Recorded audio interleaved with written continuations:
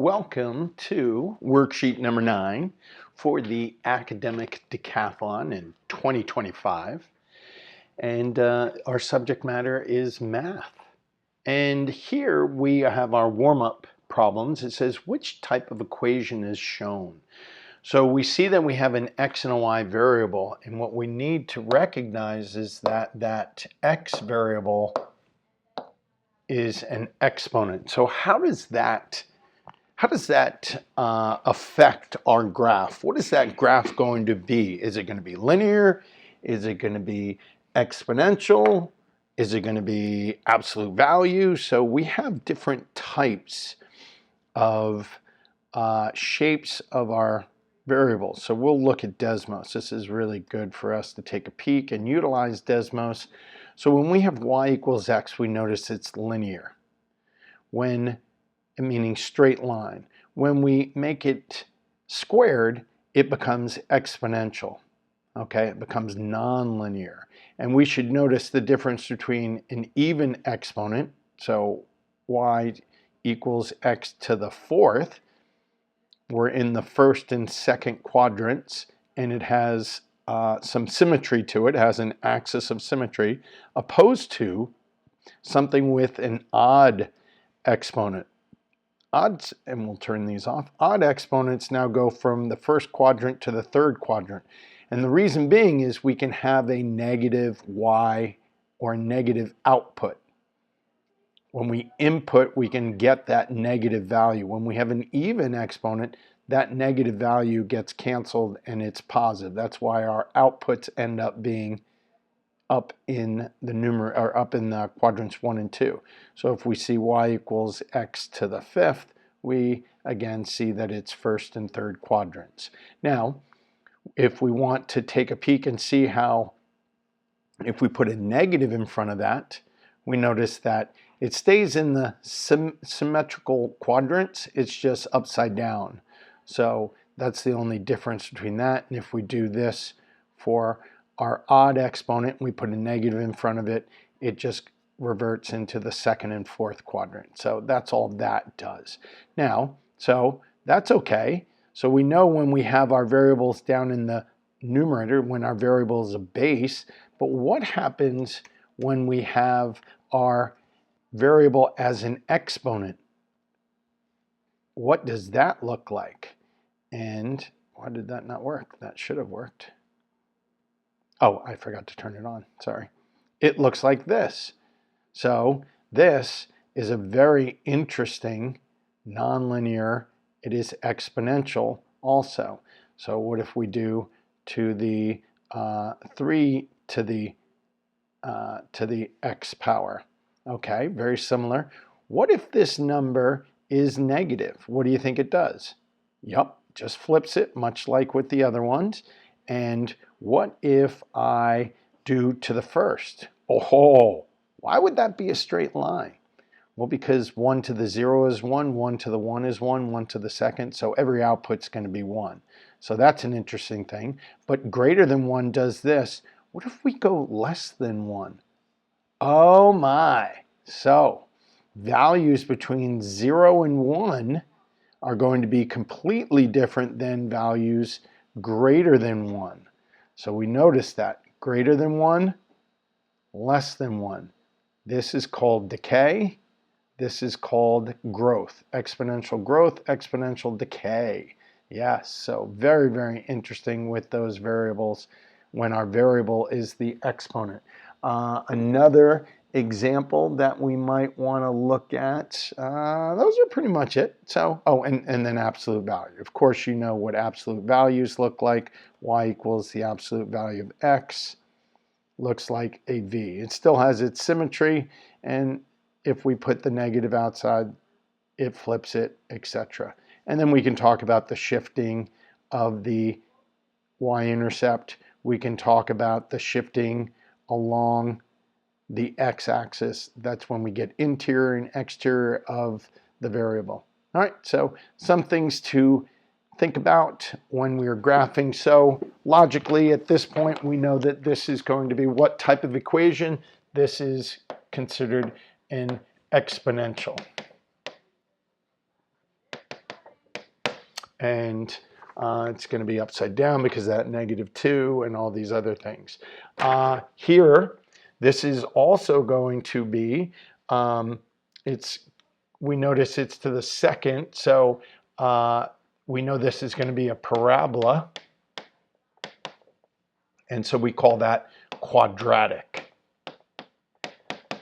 That's a quadratic equation because it's to the second. Cubic would be to the third. I don't know what they would call to the fourth. This, notice even after distributing and simplifying, it is just linear because it's x to the first. Okay? So those are the ones those are the indicators that we're looking at to see for our categorizing of these problems. So determine if the following are best represented by linear, quadratic, or exponential functions. So each added volunteer decreases the total time by 1/3. So as we increase the volunteers, we're going to divide by 1/3. Decreases, so we're going to divide by 1/3, and that is going to be that will be considered exponential. Each added volunteer decreases the total time. So when we increase x, we get, so if we get 1, that is going to be, we'll say 3. And if we add a person, we have to divide it by 3, right? It's divide by 1/3, so that becomes 1. As we add 1, that becomes 1/3. So notice if we graph this 1, 1, 2, 3, 2, 1, 3, 1/3. So we notice that that graph looks like that. It will never go to 0 because it doesn't matter what we're dividing by 1/3 is never going to get us to 0. So this would be considered exponential. That is decay. That is exponential decay. So number 1 would be exponential. You okay? Does that make sense? Hopefully it does, because we're dividing that value by 1/3. Yeah, and it's the previous value too. So determine if the following are best represented by the plant grows by 3 inches each week. So we can again use this. So week 1 is, no, it wouldn't be 0. So we'll say it grows. Then 2, it's going to 6, 3, 9. So we notice that it has a slope.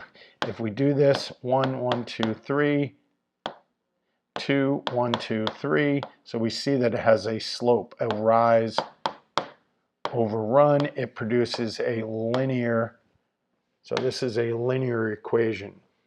Notice getting concrete helps us way, way better. When we get a crazy or confusing problem, we want to get concrete. So we could graph this, but now it gets bigger, but we can also see what is the slope. So it's the difference of x's and difference of y's. What's the rate of change?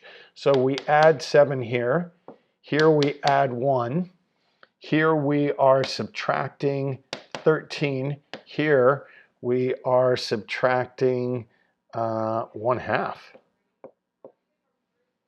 So now we're going to take the y's over the x's, and we have the y's over the x's. So this equals -1/2.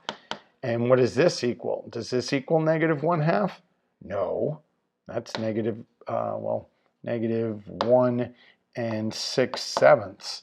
So these are not going to be linear. So we know it's not linear. And then what is that rate of change? So what do you think that's going to be? I tend to think, well, I don't know, maybe we do graph it. Maybe it is easier. 7 to 0 to 1, I mean, it doesn't really tell me that increase.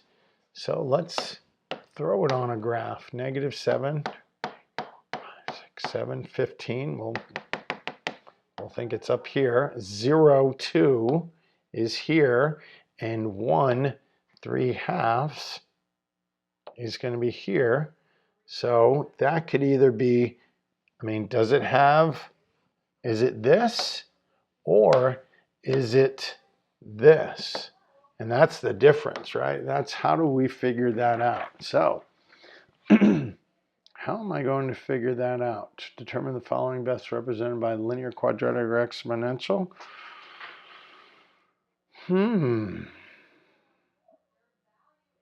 What are we doing? That's plus 7, that's plus 1. So are we capable of finding that increment? Well, 0 is 2, so if we plug in 1, that's 3/2. Can I write an equation where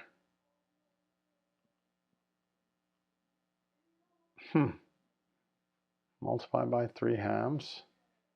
I don't know about this one. This one's hard. I'd have to see how I can determine the difference between quadratic and exponential. Remember, quadratic is going to be x to the second. Exponential is going to be some base number to the x, like, 2 to the x. My variable x is in the numerator, or in the is the exponent. So 0 equals 2. So if we, that wouldn't be it. That would be something like plus 2. I don't know. The answer in the answer key says that it is exponential, but I'm not certain how we're going to find that. So I'll circle back on that. All right, this is going to be plus 10. This is going to be plus 2.5. This is going to be, well, that's negative 0.25. So how much did we increase by? That's going to be plus 1.5, I think. And that is going to be 2.75. So that's technically plus 1, I think. Yeah.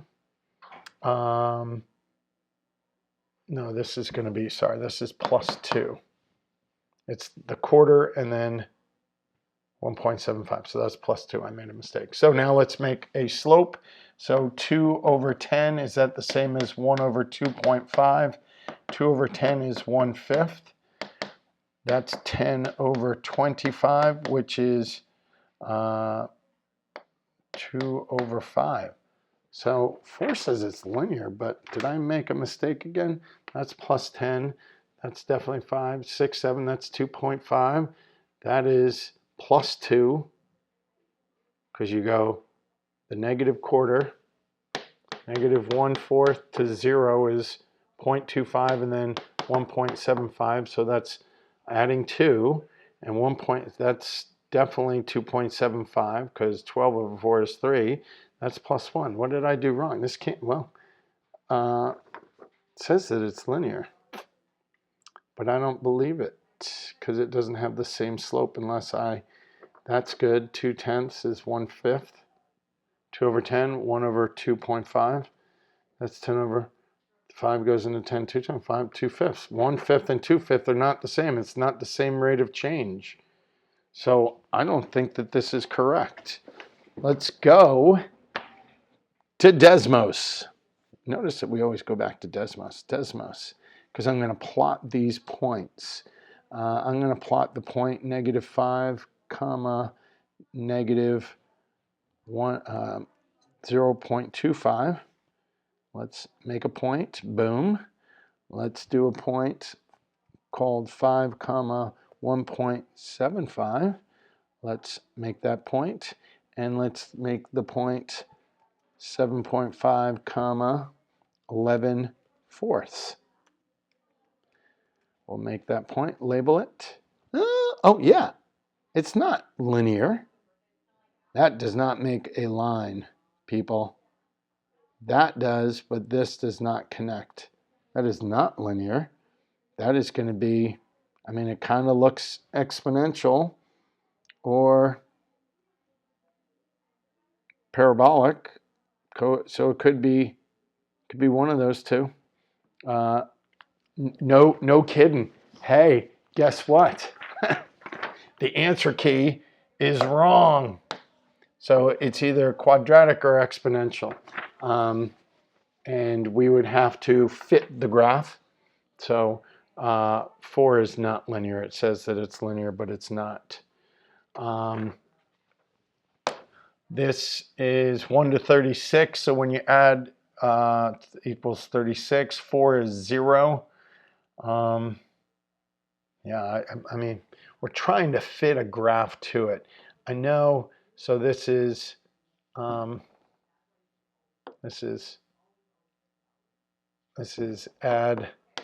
7. This is add 3.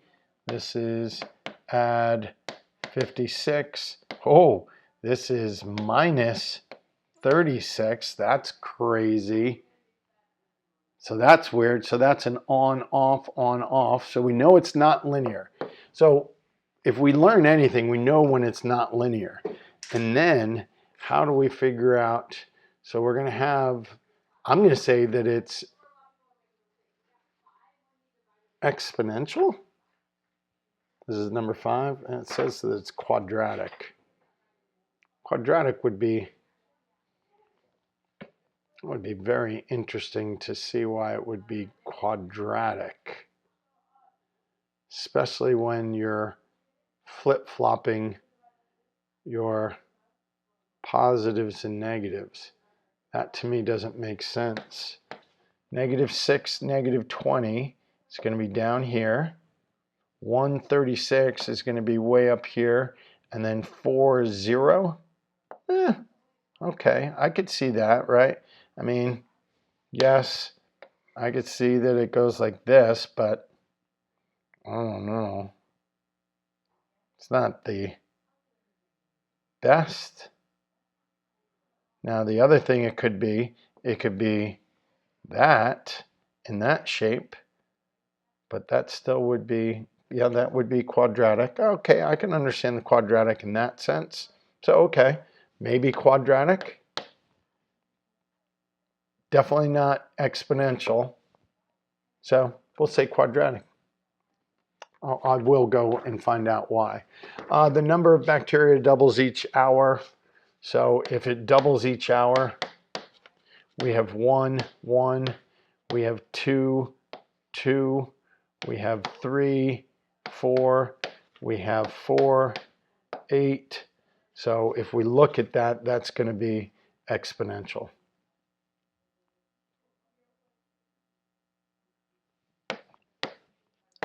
One, 1,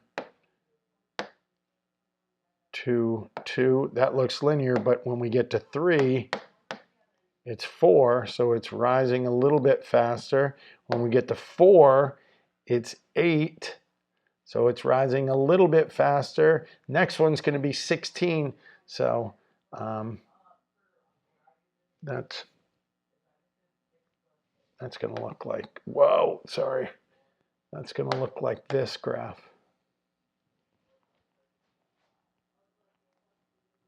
And that's going to be exponential function.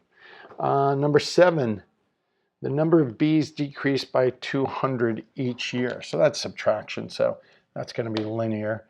If we take the number of bees minus 200 each year, so, you know, x, y, this is the number of years. Let's start off with 1,000. So after year 2, it's 800. Year 3, it's 600. Year 4, it's 400. So that's a linear. We know that's linear. That one's relatively easy to see. The path taken by a soccer ball once kicked, that is going to be, well, the path, I mean, maybe the distance. Are we talking the distance? Once, oh, maybe up, down, oh, maybe like this? Is that what they're talking about? Maybe that's what they're talking about. That's an interesting, but these are all parabolic. These are parabolas. So quadratic would be my guess. It's an interesting one. I like it, but we're going to say that that is quadratic. So not the best video that I've made in a while, but definitely things that we can utilize. And how do we tackle problems when we're unfamiliar with them. And that's going to happen during the academic decathlon. So what is our game plan when we get something? So we try to use something that is logic, we try to get concrete, and then we eliminate what we know it's definitely not, and then if we come down to picking the best fit. So good luck.